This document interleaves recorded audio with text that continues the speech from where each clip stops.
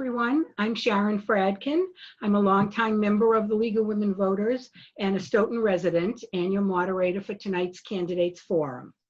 Our co-presidents, Joanne Blatt and Robin Zoll, extend their warm welcome to you, along with Sharon Cable, who is recording this and managing the technical aspects for us, and we are very appreciative. The recording will be shared with all the towns that these two men hope to represent, and it will play many times before the September 1st primary. Also, it can be linked and seen on LWVSS.org, which is the League of Women Voters Sharon Stoughton website. As we always do, the League brings candidates to the voting public via these forums, and we wanted to do the same even during the pandemic. So we ask for everybody's patience in case anything goes wrong with the Zoom, though everybody's pretty used to it by now. If you guys don't mind, I'm going to use your first names just to keep it a little more relaxed. Just so you know, this is the 8th Norfolk District. Hope I'm right. And it is all of Sharon, part of Mansfield, part of Stoughton, and part of Walpole. Is that right? That's correct. Okay. So here's the format for this evening's forum. Each candidate will have 2 minutes for opening remarks, and they should include why you are running and the primary issues you believe need to be faced. Then there will be 90 seconds to respond to each of the questions that I have, 12 questions that have been made up by the League and community people who have sent them to us, and we have woven them into the subjects. So 90 seconds to respond, and then 1 minute to rebut the response if you so choose. You don't have to if nothing is a problem for you, but if you feel you have more to say or you want to, you will have another 1 minute after the question. And then at the end, you will have 2 minutes for closing remarks. Robin Zoll, who is the timekeeper, and you can see her on the screen, she'll set a stopwatch counting down each time each block of time. So pay attention to that, please. We ask you to self-monitor and respect the time limits, but you know I can mute you if I have to, and I love that power. So I told you about the questions and how we got them and how we formed them, and some of them are detailed, so you'll have to think well on your feet and feel comfortable sitting down or get wherever you want to be. If for some weird reason you have to leave or some noise in the background or whatever, please let us know, but you can always put up the mute and whatever. Okay, so we're opening remarks, 2 minutes. We're going to begin with Ted. Okay. And that is Ted Phillips and Andrew Flowers, just in case people don't already know. Thank you, Sharon. I appreciate it. My name is Ted Phillips. I'm running for state representative. I love this district. I've lived here my entire life. I've graduated high school here, and when I finished college, I immediately moved back into this district. I've dedicated my entire professional career to serving this district and its people, and I'm beyond proud of what I've been able to do for our communities. As a true local leader in this district, I've helped pass 2 new high schools in Sharon and in Stoughton, and I've helped to deliver over $10 million in prison mitigation money to Walpole. As a staffer in the State House for the last 15 years, I've helped to pass constituent-inspired legislation that's made a real difference in people's lives, as well as both in the district and across the Commonwealth. But as a staffer, I can only do so much. I'm asking for the promotion to state representative because I promise you, I can do so much more. I know these issues and the issues facing our district better than anyone. Across our country, we're facing a devastating pandemic, a reckoning with deeply rooted racism in our society, and a climate crisis. But here in the 8th Norfolk District, we're also facing increasingly unreliable transportation, funding being pulled away from our public schools, inadequate support for our seniors, and a legislature that just isn't working as well as it should be in Massachusetts. No one can take on these issues and deliver real results than I am. As I've been saying since the start of this campaign, I'm from the district, I'm for the district.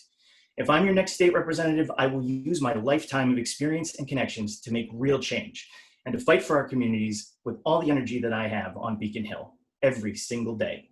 Thank you. Thank you, Ted. Andrew, you don't have a nickname that I should be using, do you? No, just Andrew. Okay, perfect. Okay, Andrew, why don't you begin then? Massachusetts is in crisis, and we need urgent action from our leaders. But Beacon Hill has dragged its feet for years. I'm running to be your state rep because we need a fresh infusion of bold leaders on Beacon Hill, leaders with both the expertise and the backbone to confront the urgent problems we face. As an economist, I have the expertise, and as a progressive, I have the backbone. A little about me. I grew up in a working class family that struggled. We moved more than 20 times across 5 states before I graduated high school. I saw my parents go bankrupt twice. But I worked hard and I put myself through the University of Chicago, and I now have more than a decade of experience, including 5 years at the Federal Reserve. Recently, I was an economist at Indeed.com, the world's largest job site. I live in Walpole with my wife, Anna, and our 2 little kids. My wife is from Massachusetts, and we chose to live in this wonderful community to grow our family here. And it's now more of a home to me than I've ever known. In Walpole, I've quickly become a leader, vice chair of the Finance Committee, chair of the Affordable Housing Committee. But this background, my background, has given me urgency. We need it because the State House isn't matching the urgency of the moment. Not on economic relief, not on racial justice, not on climate change. But we can't fix these problems until we fix the State House. It's broken. I'm proud to be the progressive candidate in this race, endorsed by Progressive Massachusetts and run for something. And I'm proud to be the climate candidate in this race, endorsed by the Sierra Club and Sunrise Blue Hills. The status quo on Beacon Hill was not acceptable before 2020, but now it's critical we change the game. I won't settle for the status quo, and neither should you. Thank you. Okay, now we begin the questioning. What are your top 2 priorities should you get into office, and how specifically do you plan to achieve them? Andrew is first. Yes, my top priority is providing adequate resources for our schools to reopen and for our basic government functions to go about in this recession we're entering. So as an economist, I'm well positioned to raise progressive revenue, to keep school and local aid funded, and give them the PPE they need, give them the resources they need to reopen adequately or do remote learning if that's the case. But my second top priority is climate change. Again, as an economist, I've researched, been a nationwide spokesperson on green jobs of the future. We need to electrify our bus and rail system here in Massachusetts. That is the largest source of carbon emissions. And we can't do that unless we have bold leadership who's willing to take calculated and important risk on the future of Massachusetts economy. We can create a green economy here, and I'm the best positioned candidate to do that. It comes down to my outside expertise, my background in economics, to be a leader when it comes to, raising progressive revenue.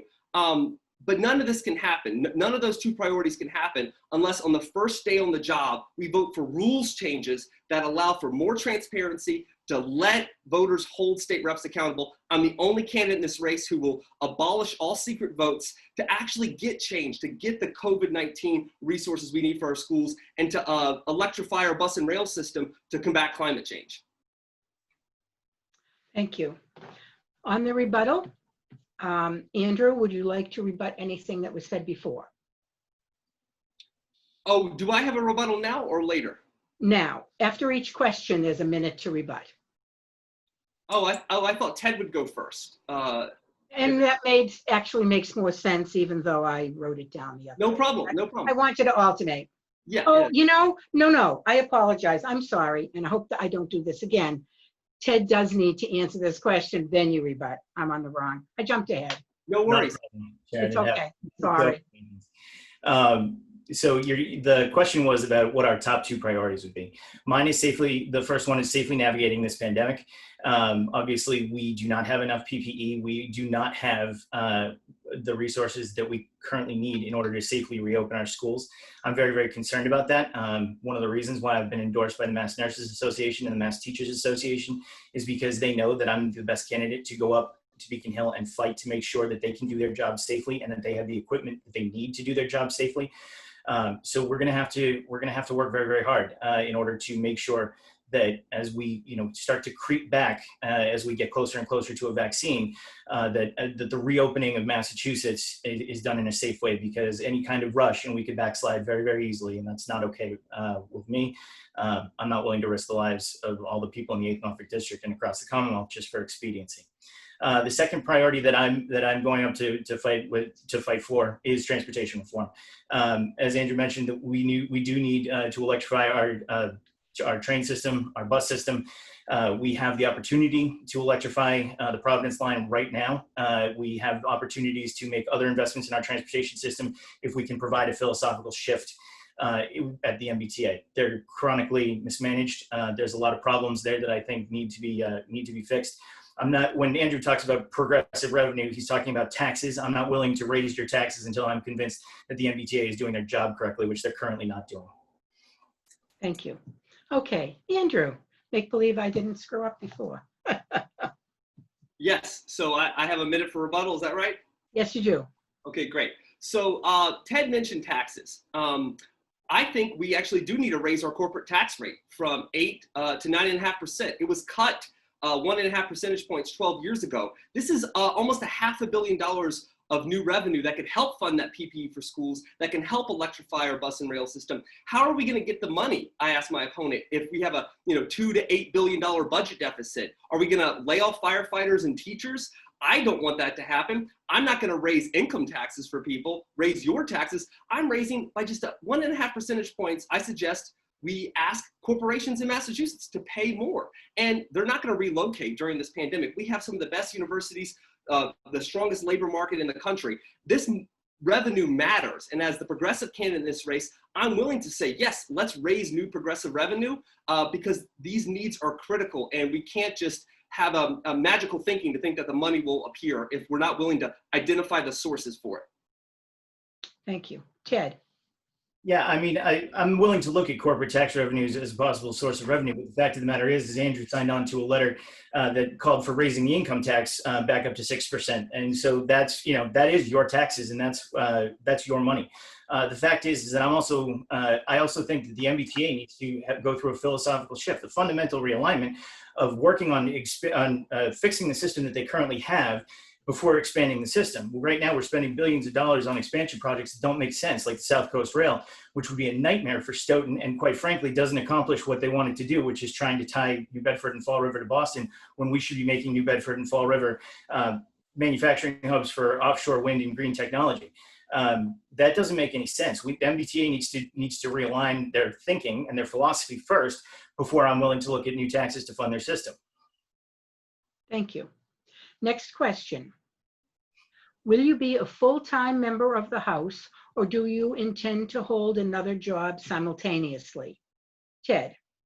I'm going to be a full-time member of the House. It's one of those things where they're paying a full-time salary, and so I expect to do. The representatives are supposed to do full-time work. We should be meeting in a full-time schedule. If you do your history, people who know their history know back when Charlie Flaherty was a speaker in the early to mid '90s. We met in full formal sessions twice a week. We met in informal sessions twice a week. And I think that that's a great idea. I think we need to get back to that, because meeting more frequently also helps us get more things done. More bills will come to the floor if we're meeting more frequently, because you have to have something to justify the formal sessions. So I will be a full-time representative. I will be working my tail off for you. I'm going to be accessible. When we're not in session, you're going to see me around the districts.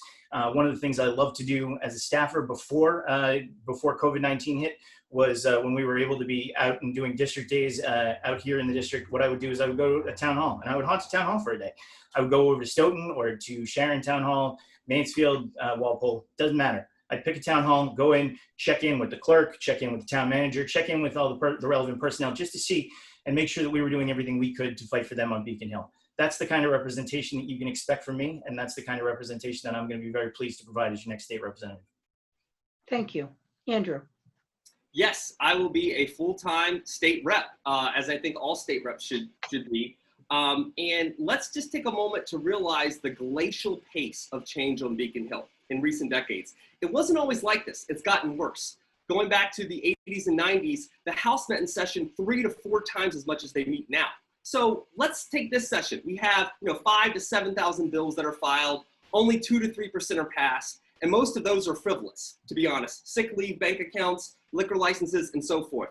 How do we galvanize the legislature to meet more in session? I think it comes down to a culture change. And this is my background, my experience really shining through, because I have something to compare the State House to, unlike my opponent. I've actually worked outside the building I want to go into and change. So I don't think that when you have a poor management, you want to kind of send lower level managers back to that business. You want outside perspective. So when I see the State House have glacial paces of change, I think we need to bring someone in with outside experience. So not only will I work full time, I will galvanize the legislature to kind of meet the urgency of the moment, which they're not doing. Thank you. Rebuttal, Ted? Thank you, Sharon. Andrew represents the fact that I have been a student of government my entire career. I've worked in the State House for 15 years. I worked 1 year in the Senate. I worked 14 years for this district. So nobody is better equipped to understand the system and how to fix it than I do. I've offered real, tangible reforms. You can go to my website and see them. Real changes to the House rules and to the joint rules, because I know how to get things done. I know how to move the bills along in the process. I understand that the process is broken. I have solutions that will make the process better. I hope you go and take a look at them, because I think they're actually pretty good. If you have, if a bill gets a majority of co-sponsors in the House and the Senate, I want to make sure that they can't be sent to study, that a committee has to stand up and say either we move it forward or we have to tell you why it's not a good bill and why it should be killed. So the fact of the matter is that when you're comparing records, it's true. I've worked in the State House for my entire career, but I think that's a benefit. When I got my master's degree in public administration, that's where I also learned about, business management and leadership and all the other things that you're going to need to be an effective state representative and to help move bills. Thank you. Andrew? Massachusetts was the last state in the country last year to pass a budget. We have some of the most secretive rules when it comes to publishing votes in the country. I don't think that being a student of this system is an asset. It's a liability for my opponent. Because why? He says he wants to reform the system. Well, he is not in favor of publishing all committee roll call votes. He said so at the July 1st debate. He said, I would, quote, not tell other chairs how to manage their committees. Well, that's the exact problem. His solution for if a majority of co-sponsors want a bill that can't be sent to study, it's not going to fix the problem that can still be voted down in secret votes. He won't come out and say, I will publish all committee roll call votes. And I say, yeah, I do want to force other committee chairs to publish roll call votes, because you, the voter, deserve to know. And until we have someone with an outside perspective ready to stand up to the status quo, nothing will change. Even if you're a student of this body for as long as you've been, I have great skepticism. It's why I'm in this race, that anything will change. Thank you. Next question. The 2022 budget will be extremely difficult, as it will be based on 2020 revenues. Under the Student Opportunity Act, education was supposed to receive $1.5 billion in additional funds by 2027. Do you think this is still attainable? Everybody need that a question again? Are you good? Okay. Andrew? Yes, it's still obtainable if we have bold leadership, people with both the expertise, like myself as an economist, but also the backbone as a progressive to identify progressive sources of revenue. I mentioned earlier the corporate tax rate, raising it to 9.5%, where it was just 12 years ago. That's $500 million. We should also consider raising the corporate minimum tax rate to a tiered structure. It's currently only $456. It should be based on a company's revenue. That could raise revenue, raise additional revenue. We should obviously pass the Fair Share Amendment, the millionaire's tax. That's a 4% surtax on incomes above $1 million. And we can also look at capital gains and dividend tax rates, which are below a lot of the surrounding states in this region. That's real money, and it comes mostly from people who are disproportionately wealthy. So when I talk about having a backbone, I talk about, talking about taxes, because if we're going to have $1.5 billion of a promise in the Student Opportunity Act, which, by the way, passed unanimously because it didn't raise a nickel in revenue. It was just a promise. And now you have business interest groups, conservative groups saying we should pare back on those promises to school districts across the state. No, not on my watch. The 2022 budget is possible to meet those promises in the Student Opportunity Act, but only if we have progressive, bold leadership and people with expertise to find a way to raise revenue in a way that doesn't thwart the economic recovery. Thank you. Ted? Yes, I do believe that funding the Student Opportunity Act at the full 1.5 billion is absolutely achievable in the FY22 budget. We were very successful this year in the FY21 budget, where we were able to level fund local aid. And though we recognize that the revenues in 22 are going to be worse than 21, if we are on the backside of the pandemic and we are starting to slowly get out of the woods, we will also have the option to look at the stabilization fund. Obviously, the stabilization fund was not an option this year because, again, you don't withdraw from your bank account when you don't know how big the hole is. But I'm cautiously optimistic that in FY22, we'll be able to withdraw from the stabilization fund and be able to offset some of those revenues. Some of the corporate revenues that Andrew mentioned as well are completely reasonable. I'm willing to look at those. My point is that I do not want to raise taxes on the people who are currently getting PUA and DUA checks, the $600 a week, which is now stopped because the federal government has fallen down. I want to make sure that people who can share the wealth do, but the fact is that I want to make sure that people who can't and who are completely stretched right now don't have to stretch any further. Thank you. Rebuttal, Andrew? It's critical we have adequate education funding, not just because of the great education inequities in this state that existed before coronavirus. The difference between Wellesley to Lawrence is a world of difference. So even though we pride ourselves in Massachusetts for having overall the best public education system in the country, it is something to be proud of, but we could do a lot better. That's what the Student Opportunity Act was about. But again, it was passed without any dedicated progressive revenue stream. So to fulfill that promise, especially in the face of coronavirus, when we need to space students out, have a lower student to teacher ratio, have hundreds of thousands of dollars of PPE. And in school districts that don't have one-to-one technology devices, we need to enable remote learning to work in the case that there is a second spike and that we have a hybrid model. Again, it comes down to progressive leadership, identifying those progressive sources of revenue, and being willing to take a bold stance and fund education adequately. Thank you. Ted? I think that pretty much covered it. Thank you. Okay. Next question. How could the state help support businesses now during the pandemic and in the future? Ted? Well, it's a great question. As I referred to, because I've been working for this district for the past 14 years, I've been working with local businesses as they navigate this pandemic. As we went into and are slowly crawling out of the crisis, we have worked together in order to talk about different aspects of reopening and how we can better support them. My focus has been primarily a lot of my conversations have been with the restaurant industry, with food industries and things like that. We've also got function space that is having a really, really hard time coming back. The state needs to do everything they can to be upfront. It's really about communication, because one of the problems that we've seen that we really need to improve upon is the state communicating very strongly and very clearly with businesses. In order to support them, we need to be as transparent as possible. We need to get these, we need to have more feedback. We need to have more open lines of communication from the business community back to the government, both the legislature and the administration, because when the feedback or when the lines of communication are working well, then I think that we strongly support our businesses and we enable them to come back in a way that is safe and stronger. But the fact is that we haven't always done that. So that's going to be part of my intention, is to work very, very hard to be that point of communication for businesses in this district to the administration, to provide feedback and to understand what the administration is looking for from them in order to effectively do their job. Thank you. Andrew?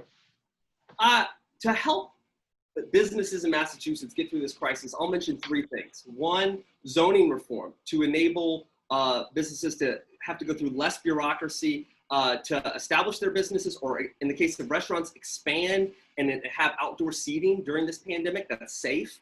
So the governor's housing choices bill, which has been in and out of different bills in this House and Senate, would enable zoning changes that are pro-business. That to me is a no-brainer. It helps for the pandemic. and it helps for future business development, especially in downtown Sharon. When you have restrictive zoning rules that require a supermajority vote, you're going to have obstructionism, and you're not going to be able to attract the economic development you need. So that's first, is zoning. Second, we need to care about equity, particularly minority-owned businesses. Here in Massachusetts, we should create a loan fund beyond the $250,000 that for businesses that are below $250,000 in revenue and are minority-owned. Those businesses are being wiped out. They need more support. And then the third thing I'll mention is climate-related business activity, because we can do a Green New Deal right here in Massachusetts. We can use the capital budget to electrify our bus and rail system, but to go further, to create incentives for green innovation. Right here in Massachusetts, we have some of the smartest people, some of the best universities in the world, and during a recession is exactly when you should be employing those laid off Massachusetts workers, solar panel installers, wind turbine technicians. Let's green our economy, let's green our transportation system. Now is the time. Thank you. Rebuttal, Ted? No, I think it's great that Andrew's been studying my website. It's obviously, talk about zoning reforms and doing, dropping from the majority or going from a 2/3 majority to a simple majority is going to help in the long run. I mean, I think that, you're talking about doing outside seating for businesses. We've done that already. And I think that we should consider making that permanent. It's obviously opening up new avenues to business that weren't there before, and having, redesigning our streets, quite frankly, our downtowns and our city streets where these businesses have sort of started to inhabit, I think is a great idea. It gives us an opportunity to do more downtown planning and economic development. That's one of the things that I'm very excited about for Stoughton, because again, their downtown is sort of it's a blank canvas right now. Some say it's obviously, partially a crater, but That's polite. yeah, exactly. So, we have a lot of opportunities with economic development that we can employ that will help businesses in the long run. So I fully favor those reforms. Thank you. Andrew? I just want to respond to Ted's comment about his website. See, I actually have a housing section of my website. It matters to me both personally because of how I grew up, but also because of how I'm a local leader in Walpole. I'm the chair of the Affordable Housing Committee. So I haven't just proposed ideas for zoning, I've pushed forward inclusionary zoning, brought it on the table. I passed a housing production plan before the town of Walpole to actually achieve some of these concrete goals that we're just talking about right now at the state level. Furthermore, when we talk about economic development and how to have the right incentives for businesses, that's where my background as an economist. I spent 5 years at the Federal Reserve, and for a while there, I was on the municipal financing desk, looking at how state and local governments borrow in the bond market to do capital projects, but also to sustain their basic services during a recession. And if we're going to increase business development, I think we need an economist at the State House. Thank you. Next question. What would you do if elected to encourage support of unemployed Bay Staters through these difficult times? I believe, Andrew. yeah, great. So I put forward a coronavirus plan in late April. And one of the things I mentioned was that there's a bottleneck with unemployment insurance claims. The first step is getting those workers help. I proposed, it's an idea put forward by some UMass Amherst economists, a pay now, verify later scheme that works well. And I think that would help unemployed Bay Staters get the funds they need, especially because as we speak, the extended unemployment benefits, unemployment insurance benefits at the national level have expired. And unless Senate Republicans at the national level come up with an awakening to help laid off workers, we're at the precipice of a economic recession that's the worst since World War II, and I hope not an economic depression. But beyond just getting the money to those unemployed workers faster, I'm going to refer back to my idea about a Green New Deal, not as a pie in the sky thing, but as a real concrete way to hire construction workers and welders, people who could electrify our bus and rail system, and we can do it through the capital budget. We did it in the early 90s when the state borrowed up to 10% of its revenues through the debt budget. And I think that's something we have to consider. It's going to be counterproductive to lay off workers in the face of a recession because they're going to spend less money at restaurants, and those restaurants are going to already be suffering a lot of pressure. So we need an economist at the State House because we need to prioritize those laid off workers and think about the economic recovery in the smartest way possible. Thank you. Ted. As the candidate in this race who's actually been helping people navigate the unemployment system and all of the problems that go with it, we've seen firsthand some of the problems obviously, that we've had with our unemployment system, particularly with the PUA. We stood it up very, very quickly, and there were a lot of problems. The problem with Pay Now, Verify Later is the massive fraud, the fraud scheme that was attempted against our PUA system, in which there were a number of false identities submitted for verification, and some of those identities were in this district. I had a number of constituents who reached out and said, hey, listen, I'm getting approved for unemployment that I didn't apply for. So if under a Pay Now, Verify Later system, we would have seen billions of dollars go out the door, and we would probably have a lot of trouble getting that back. So I'm not in favor of that. I do think that we need to reform the unemployment system. I am in favor of a stimulus project, a stimulus style project at the state level rather than the federal level. Let's put some of those dollars towards shovel-ready projects. We have a number of them across our district that are ready to go. I know people who are ready to apply for them, and again, get to work, put shovels in the ground. I think that's a smart way to spend state dollars to put people to work and get things done to set us up for when we come out of this recovery. Thank you. Andrew, rebuttal? Yeah, the Boston Globe did a story in late June about a 50-year-old single father who is unemployed in Plymouth. And he got approved for pandemic unemployment assistance, PUA, in April, but he went over 2 months without getting it. So when we talk about the fraud scheme, let's think critically what happened. 150,000 applicants were flagged as suspicious, but in the end, only 5,000 were denied. So people's lives were ruined for over 2 months because of bureaucracy. And so that's what I talk about. If we care about changing the status quo, it's not about helping people navigate through a system that's broken. It's about electing leaders with outside expertise who can fix the system. Thank you. Ted?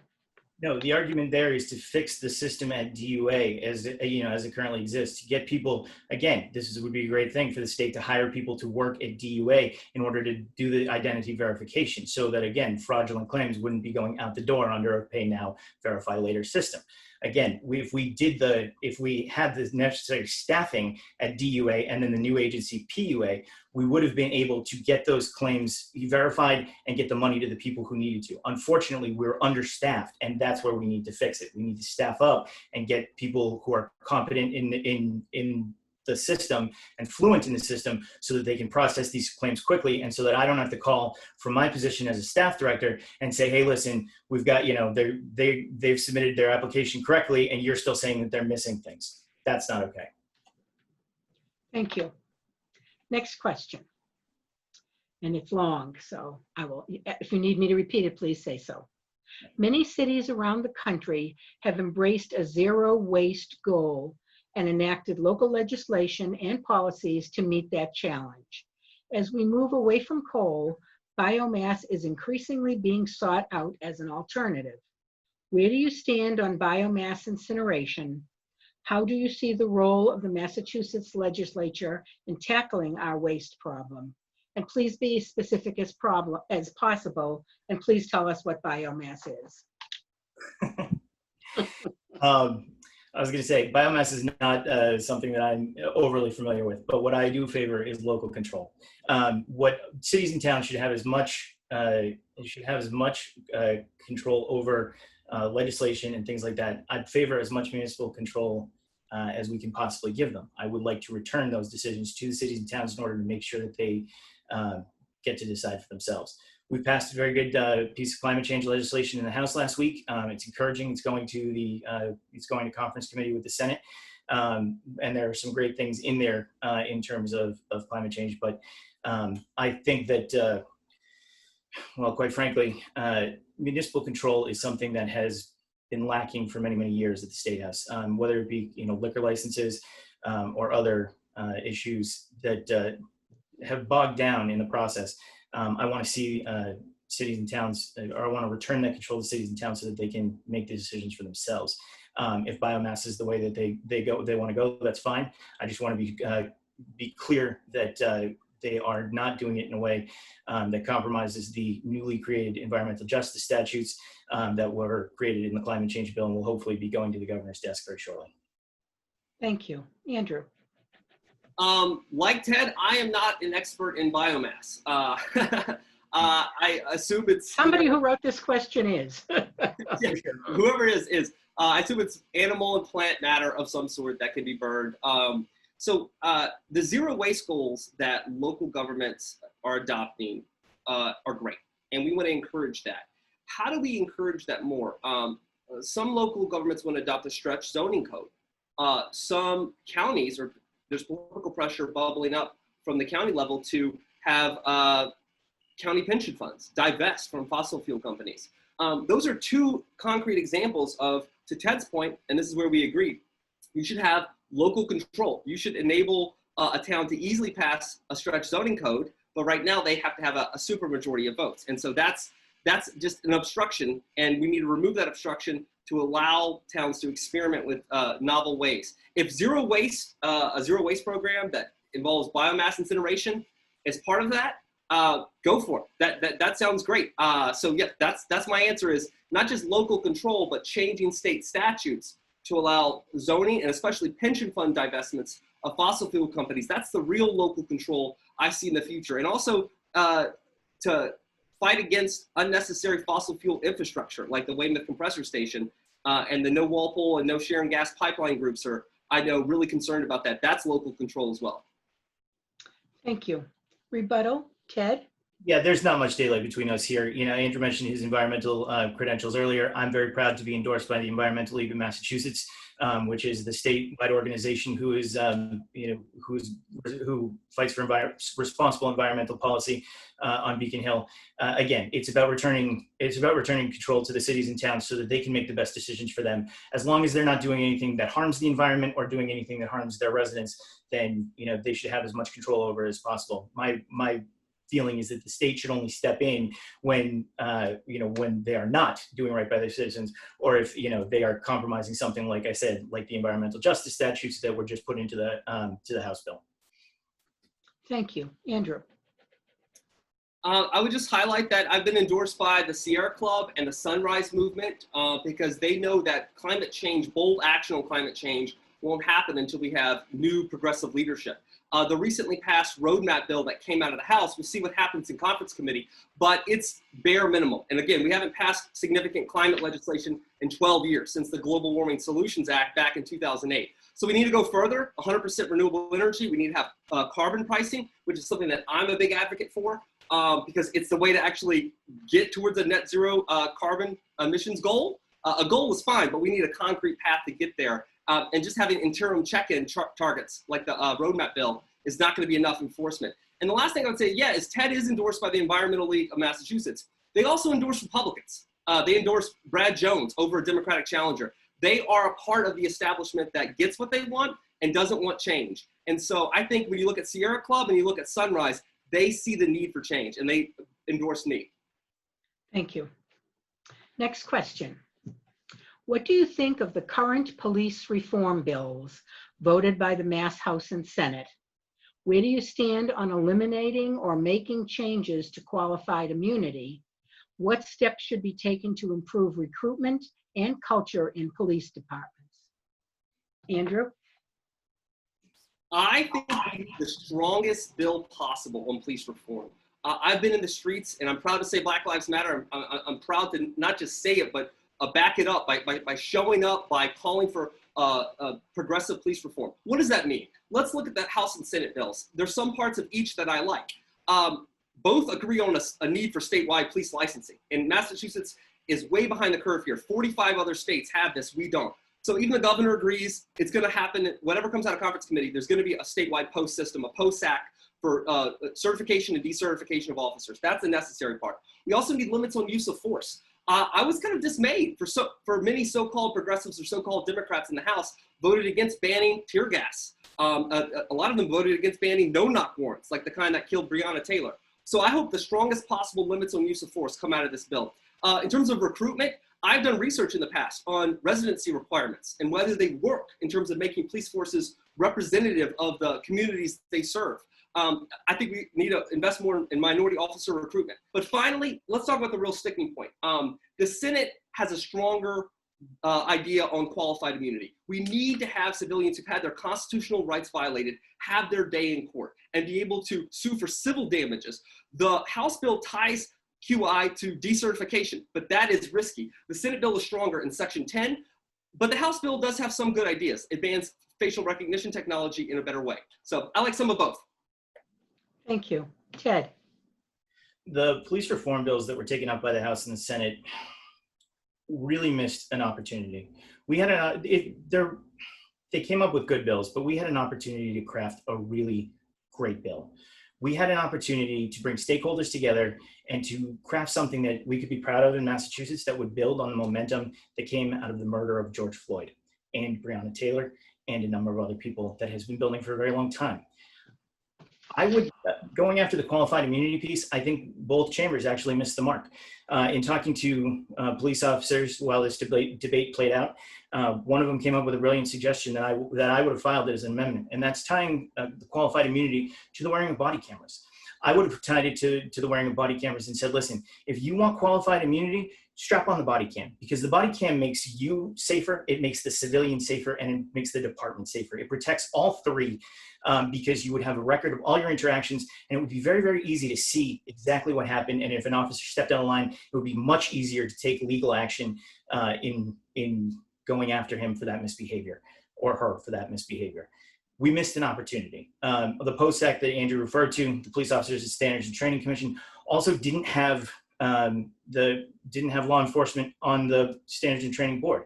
We have doctors on the Board of Registration and Medicine. We have attorneys on the Board of Bar Overseers. I think we should have at least had one voice. It was a 7-member board. I think we should have gone to 9 and given one of those voices to law enforcement so that they could have the voice of somebody who trains there. We had a good opportunity. We could have had a great bill. We have a good bill. Thank you. Andrew?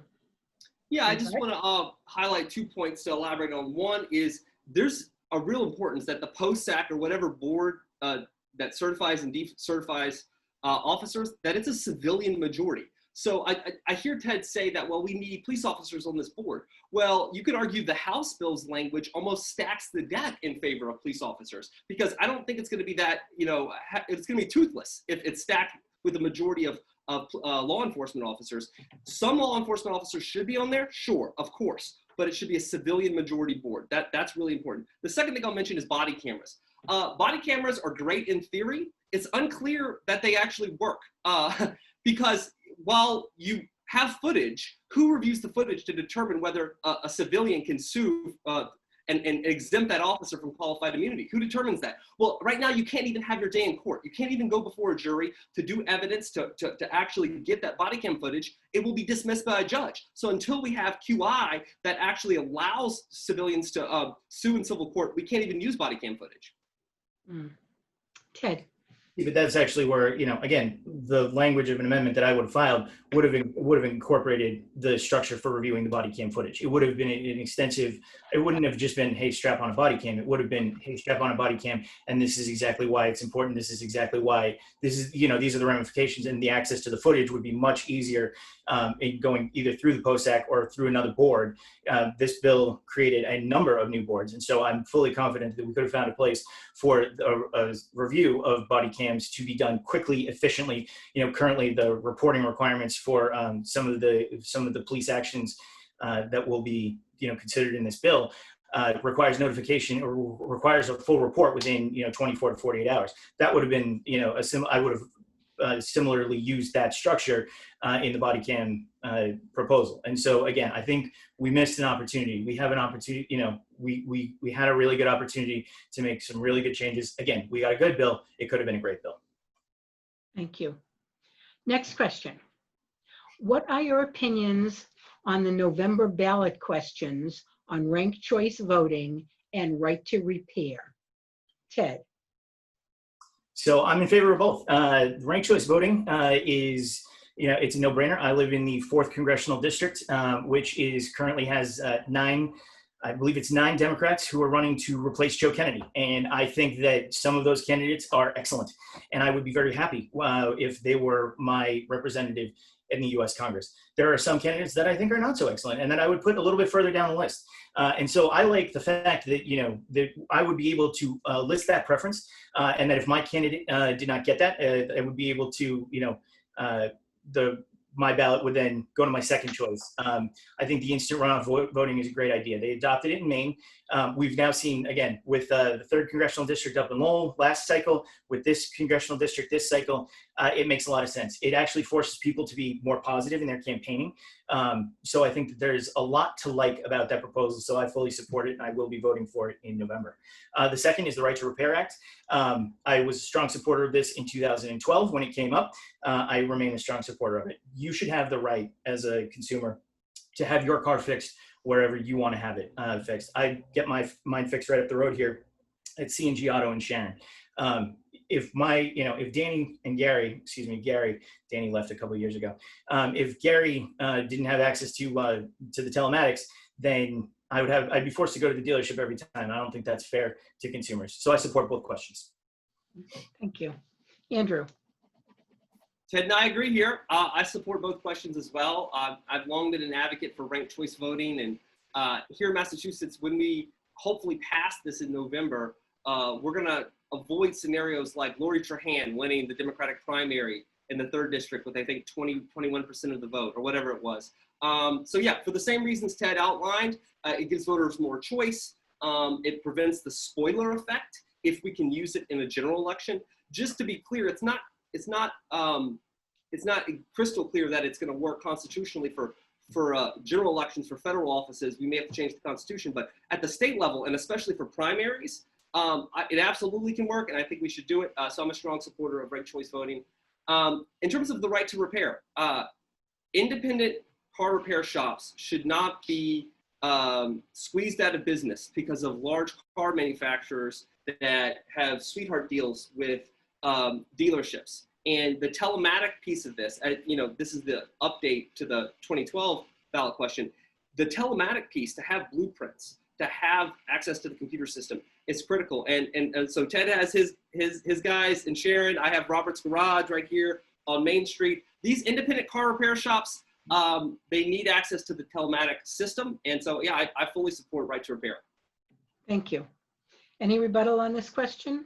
Yeah, I think we're both in agreement. Yeah. Okay. Next question. Please explain why you do or do not think it is important to reduce the role of money in American elections. What is your opinion of the We the People Act? Andrew. I am a full supporter of the We the People Act. We need to overturn Citizens United. We need to get dark money out of politics. In terms of 501c4s and super PACs that swing elections with unknown donors, that's unacceptable. The We the People Act has my full support, but we can go further here. That's the national level, but in Massachusetts, we can go further here. I think we need to have stronger restrictions on lobbyist contributions to political campaigns. If we're going to have competitive elections, if we're going to address inequality and the imbalance of corporate power, it has to start with getting money out of politics. So yes, I support the We the People Act fully. Ted. Yes, I support the We the People Act. And for the viewers at home who may not be as familiar with the piece of legislation, the We the People Act is a bill that calls for an Article 5 convention of the states. What it basically says is Massachusetts calls for an Article 5 convention to discuss amendments to the Constitution, with the intent being that the proposal to come out of Massachusetts would be to overturn the Citizens United decision and create an amendment that that overturns it in a way that the Supreme Court could not touch. For years now, I have been working with the Wolfpack is the group that was formed to support the We the People Act, working with Paul Lowenstein and his compatriot Leo, who come into the State House diligently when it was open during COVID to help lobby legislators. I was very proud to provide some insight from my perch at my desk, and being able to give insight about who they should talk to, ways to increase their co-sponsorship levels and things like that. Again, it goes back to my original discussion about proposals to make this bill move a little bit faster. It has a majority of co-sponsors. It should be on the floor of the House and the Senate for debate. The Senate took it up last session. They watered it down to a point where it was unrecognizable, and it wasn't even worth for the House taking it up. So I will be a co-sponsor of that next session, and I will work to bring it to the floor intact for a vote. Thank you. Any rebuttal on that question? Yes, Paul Lowenstein is a great guy. He's been a big leader on We the People, and he's told me how often, year after year, session after session, he goes to the State House, he works to get this We the People Act passed, and it goes nowhere. Now, why does it go nowhere? So often it gets sent to study in a secret committee vote. Again, having a rule that makes co-sponsored bills not get sent to study is not going to fix the problem. We're not going to actually have action on We the People on overturning Citizens United until we have full transparency. I'm the only candidate in this race that signed the Act on Mass Pledge called Voters Deserve to Know, where I would make all committee roll call votes public. My opponent hasn't, and he said so in the last debate, that he would allow other committee chairs to continue their secret votes. That's what's going to kill this bill. It's what has for a decade. Nothing's going to change until we have people who stand up to the status quo. That's why I'm running. Thank you. Ted? What I said in the last debate was that I don't do government by gimmick, and pledges are really gimmicks because they lock you into policies that can change over time. I'm always going to be transparent with my constituents. You're always going to know how I vote on these issues. This is one of the things that we're talking about right now. When I tell you that I'm going to be a co-sponsor, you know I'm going to be a co-sponsor. I'm going to fight, and I'm going to make that co-sponsorship mean something, because right now co-sponsorships, you can add your name to the bill and it doesn't go anywhere. So, again, my proposals try to make sure that co-sponsorships mean something, and that we can actually make, real progress with these bills and get them to the floor for votes. A lot of people like that idea and agree with that idea, which is why I have so many endorsements from within the building, because they know that I can affect real change, and we can make real positive change for the people of Massachusetts. Thank you. Next question. What can the state do to improve our voting process and protect our right to vote? Would you vote for same-day registration if a bill was brought to you? Ted? Yes, absolutely. We should be doing everything that we can in order to reduce barriers to voting. The pandemic forced us to get onto the vote by mail train, which is great. Oregon had it for years and years and years. And they've actually seen increased participation, increased turnout above where Massachusetts was. So and the initial results from the municipal elections around the Commonwealth have been that there has been increased voter turnout. We saw Sharon, I believe, go to something like 60-40 was the percentage of mail-in ballots to in-person voting. And I think that's wonderful. Of course, I would support same-day registration and, early, we do support early registration, which occurs now, which is before you're 18, signing up so that, on your 18th birthday, you can you're immediately registered to vote. Again, it's about removing as many obstacles as we can. We want full participation, in our democracy. And then the only thing that we have to do is, if there are extra resources that the town clerks need in order to make this happen, we need to find the money for it. We need to step up and provide that so that, again, voting should be as easy as possible. I'm proud to be from Massachusetts. We don't see the voting lines that we see in other parts of the country where people are waiting, hours upon hours upon hours to vote. But we need to do everything that we can to continue to make it easier and easier and easier to vote. We should be leading on this. We're not there yet, but we can be. Thank you. Andrew? So there's two parts to this question. How can we, there's two parts how I'm going to answer. How can we expand voting rights? And the second is, what's preventing us from doing so? So we need, to answer the question, absolutely, I would vote for same-day voter registration, or also known as election day voter registration. And unfortunately, it's taken the pandemic to force Massachusetts and our Secretary of State to really expand options like early voting, vote by mail, weekend voting, which we're having, thankfully, during this pandemic, but I hope it lasts in perpetuity. But two things that were not allowed recently were the same-day voter registration and making Election Day a holiday. These are two really great ways other countries and other states even have as a way to increase voter participation. But these amendments were voted down in the House. So why is it? That's my second point. Why is it that House leadership, controlled by Democrats, we're both Democrats, doesn't like the idea of same-day voter registration, doesn't like the idea of making Election Day a holiday? I think it comes down to power and brute force politics. So the real question behind this question isn't whether you support same-day voter registration, it's whether you would vote for that amendment if leadership told you not to. And go look at the voter roll and see what reps voted against it. And I think you'll be surprised. And so that's where I stand, is I'm a fierce advocate for expanding voting rights. Thank you. Ted, on rebuttal? Yeah, I would just say that, go look at the voting rolls. I'm not on there. I'm not an incumbent. I would vote for those amendments. A lot of the rhetoric during this campaign has been, Andrew's been saying, that I'm more of the same. And the answer is I'm not. I'm a staffer. And I'm asking for the promotion to state representative because I can make real changes and I have the ability to work with the people who are currently there in order to make those changes. So, when we say, oh my God, look at how leadership voted. I'm not a member of leadership. As a freshman, I'm not going to be a member of leadership. That is going to allow me to do a lot of things, in order to fight for you on Beacon Hill that, that again, members of leadership, yeah, perhaps they took tough votes that were not good for this district. And, I'm not apologizing, or I'm not, making excuses for that. But the fact of the matter is that wasn't my vote. I'm going up there to fight for you on Beacon Hill. I'm not going to be a member of leadership. I'm going to vote for term limits on the speaker. And, I'm my own man. So I'm asking for your consideration. Judge me by what I'm going to do, not by what my boss did. Thank you. Andrew. Over 60% of House Democrats in this current session have voted with the Speaker of the House 100% of the time. The question in this election is, who is going to be the person who will hear your voices, who will buck leadership and be willing to vote against the grain? That's what this is about. And so when my opponent highlights his relationships, when I hear relationships, I hear insider politics. It's a cynical view of Beacon Hill, that it's all about the wheeling, dealing behind the scenes. Nothing will change until we start to value ideas and boldness over relationships.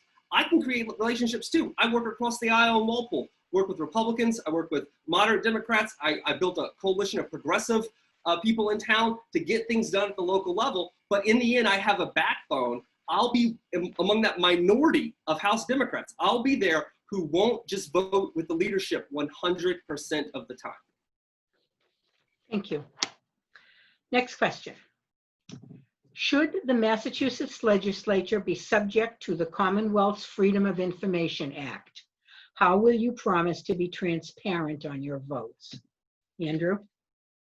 So I fully support extending the Freedom of Information Act to the legislature. Just so folks know, Massachusetts is the only state of 50 that the governor, the state house, and the state senate are all exempt from public records request. The pushback, and it's a really shallow argument, is, well, we deal with proprietary information of constituents, so we can't give full access to FOIAs. Well, how do you think FOIAs work in other states and other government agencies? They don't release people's social security numbers and their personal details. They're redacted, but the very idea to even have a FOIA should be a right. And it's appalling, and it goes to show that the State House is one of the least transparent in the country. And it matters. It matters because it's not just inside baseball and the wheeling dealing of relationships on Beacon Hill. It's the obstacle, the lack of transparency, the lack of the ability to FOIA, the lack of the ability to see what committee roll call votes are. That's the obstacle to holding state reps accountable. And that's where change is gonna come. It's gonna come when you can see how your state rep voted in committee. It's gonna come when you can FOIA their emails, removing personal identifying information, and see what lobbyist meetings they have. You can FOIA their calendar and see, are they meeting with the Associated Industries of Massachusetts? And does that influence their vote when it comes to progressive policy on business corporate tax rates? So that's what I mean. Transparency is not inside baseball. It's the mechanism to get bold change. Thank you. I just want to tell the audience, when you say FOIA, you're talking about Freedom of Information Act, right? Yes, yes. Okay. Sorry. Okay, that's okay. I just want the audience who may not be quite as familiar to be aware. Ted. Yes, there's a way to do this that protects the confidentiality of constituents and protects some of the privacy that needs to happen in order to become more transparent. I agree that in Massachusetts we don't do enough, and quite frankly, as somebody who has worked on constituent cases and worked for people for the last 14 years for the 8th Norfolk District, there are a number of issues that we have that I have covered that require strict confidentiality. And again, though there is a way to carve that out so that we can share the work that we do on Beacon Hill on your behalf, so that you can know exactly what we're doing, who we're meeting with, and things like that. There are obviously some concerns that I have about frivolity. We have had or we have seen people who have come out of the woodwork to subpoena everything, and I think that there's a balance that needs to be struck, obviously, between somebody who is just trying to file nuisance claims and slow the process down because people won't have time, quite frankly, to do their jobs if they're working on some of the FOIA requests. But again, there's a way to do this. There's a balance that can be struck, and I think that we can accomplish that. Rebuttal, Andrew? Yeah, I'll just mention my background as a journalist too. So I've been an economist working either at the Federal Reserve or at Indeed for most of my career. But for a while there, I worked at 538.com as a data journalist. And I've also started a citizen journalism site here in Walpole called futureofwalpole.org. It has over 1,000 followers on Facebook, over 500 people subscribe to the weekly email newsletter. And so as a citizen journalist now, and as a professional journalist in the past, I've filed FOIA, Freedom of Information Act requests from government agencies. I've gotten the data to hold them accountable. So I know firsthand how important this is. And that's why transparency is one of the big reasons I'm in this race. Thank you. Ted, any rebuttal? Like I said, there's a way to do it. And there's a way that we can do it which again, balances the need for privacy, confidentiality, and not overworking our currently quite frankly, overworked staff in the State House with the need for public disclosure. So I think that there is a compromise to be struck there. We should get to work on it. Okay, next question. Do you believe in term limits for state reps and senators? What do you think of term limits for serving on certain committees or in leadership roles? Ted?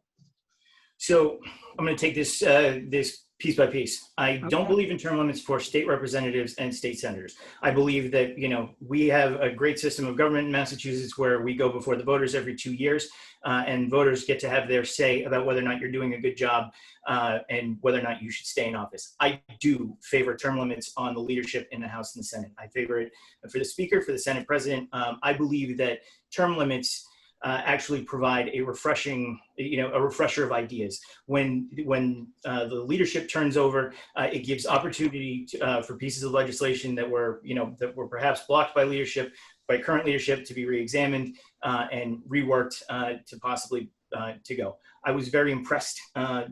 Senate President Therese Murray had a term limit, on her as the Senate President.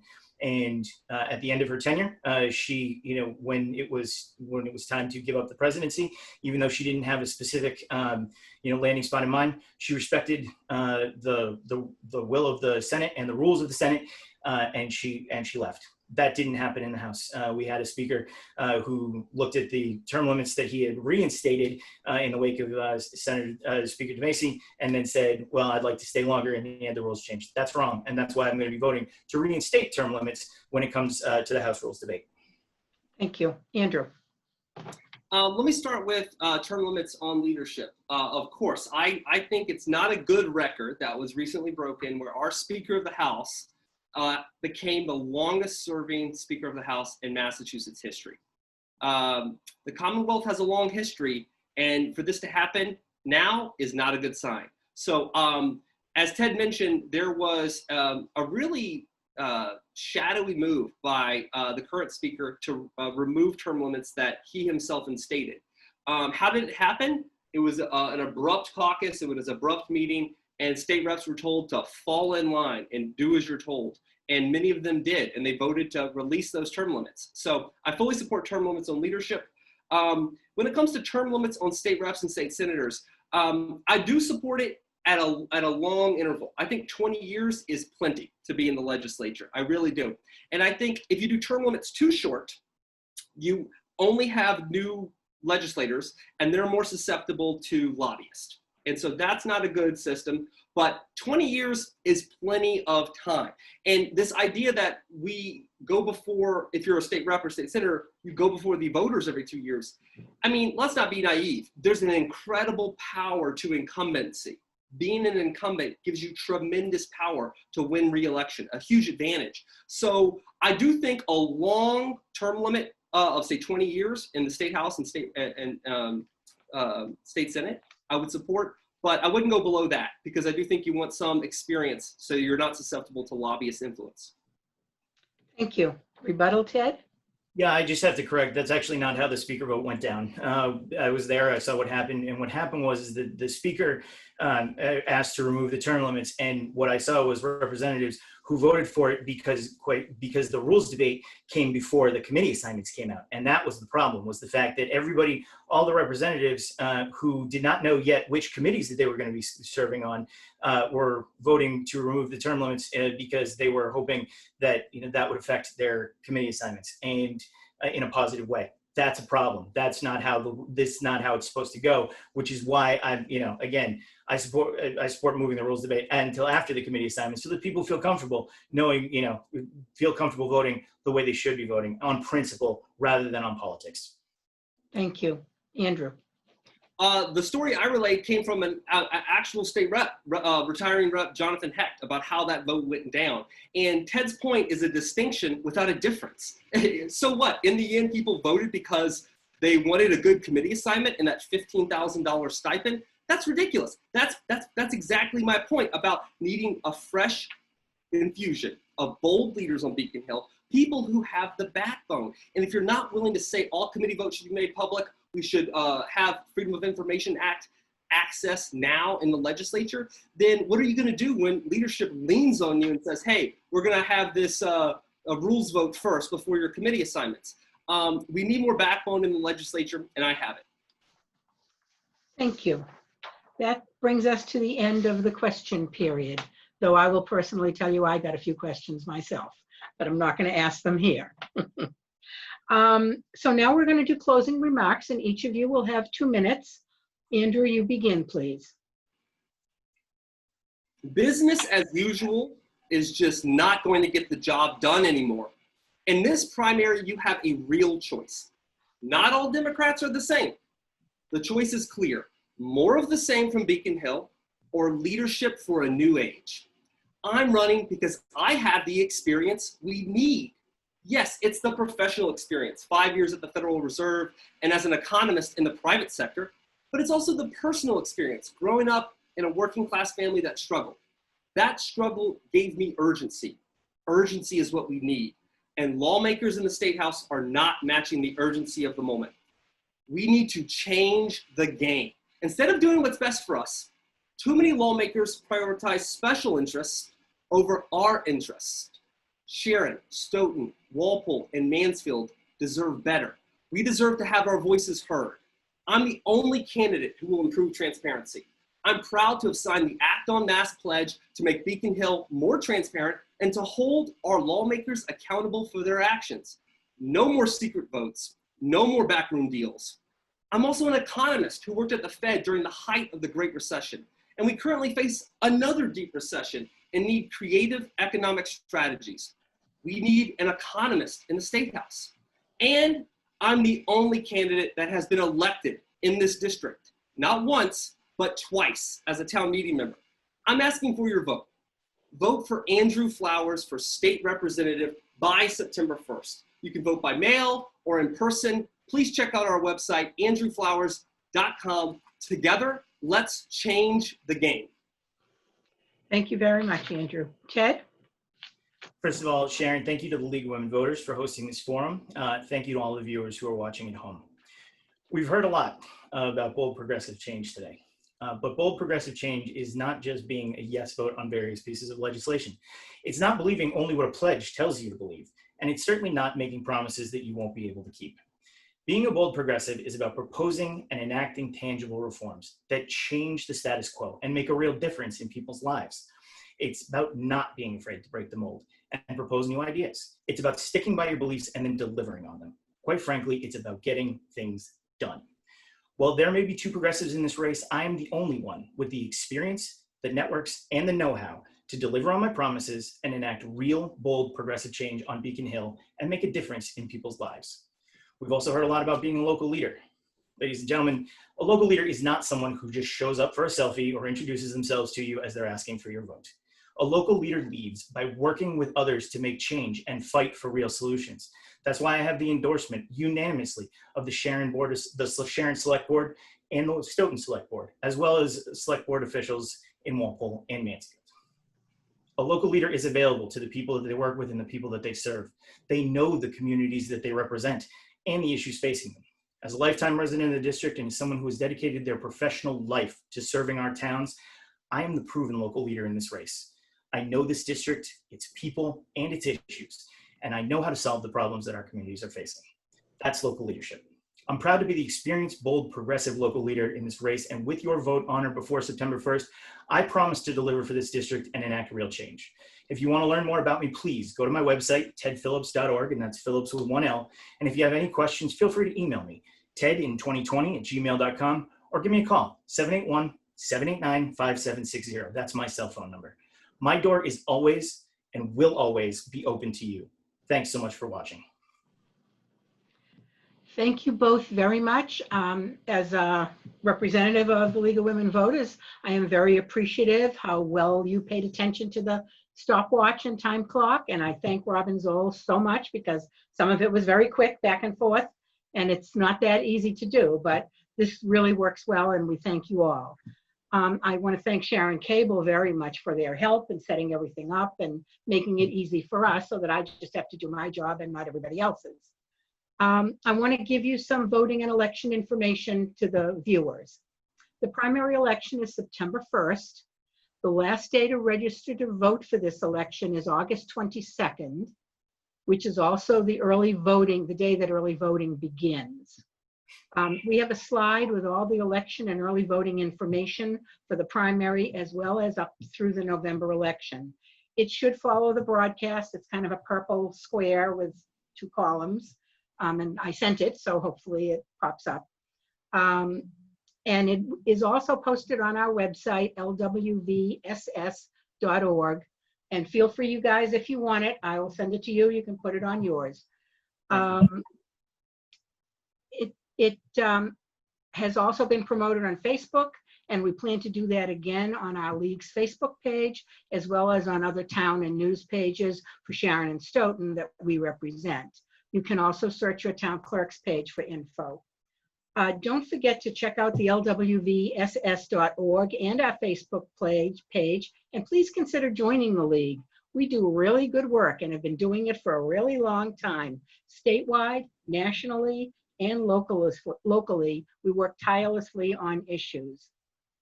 Just to let some of you know in Stoughton who may be watching, our League is hosting a similar forum on Thursday, August 6th at 11 a.m.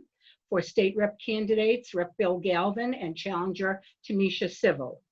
This will be broadcast live on Stoughton Cable, Channel 98 Comcast, and Channel 24 on Verizon, and also played numerous times in all the towns. We will send it to Walpole and Mansfield and Sharon as well, of course. We encourage everybody to vote in the safest possible way. And good night, and thank you for joining us. And thank the 2 of you. And may the best man win. Is that what they say?